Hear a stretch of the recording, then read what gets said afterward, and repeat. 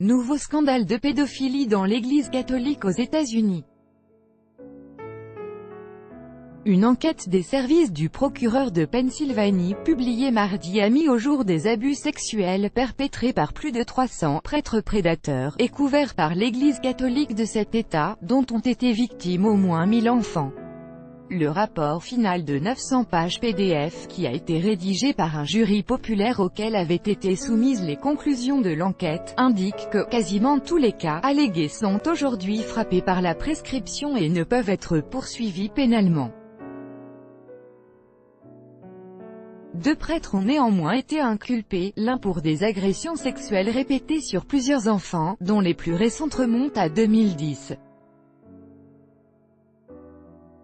Les noms des accusés publiés même s'ils ne sont plus passibles de poursuite, les jurés ont également choisi de rendre publics les noms de dizaines d'hommes d'église accusés de pédophilie par des éléments de l'enquête.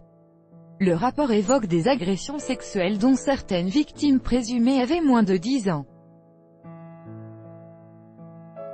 Ce n'est pas la première fois qu'un jury populaire publie un rapport dévoilant des cas de pédophilie au sein de l'Église catholique américaine, mais jamais une enquête n'avait révélé autant de cas. Des prêtres violaient des petits garçons et des petites filles et les hommes d'église qui étaient leurs responsables n'ont rien fait. Durant des décennies, ont écrit les membres du jury dans le rapport publié mardi.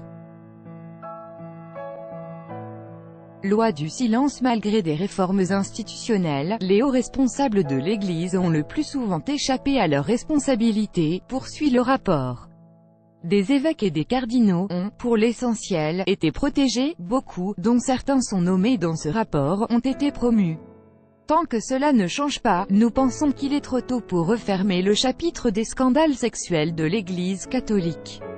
Le jury formule plusieurs propositions de réforme, notamment une modification des textes de loi pour allonger le délai de prescription, au pénal et au civil, et restreindre le champ des accords de confidentialité, auxquels l'Église catholique a eu fréquemment recours, d'après l'enquête.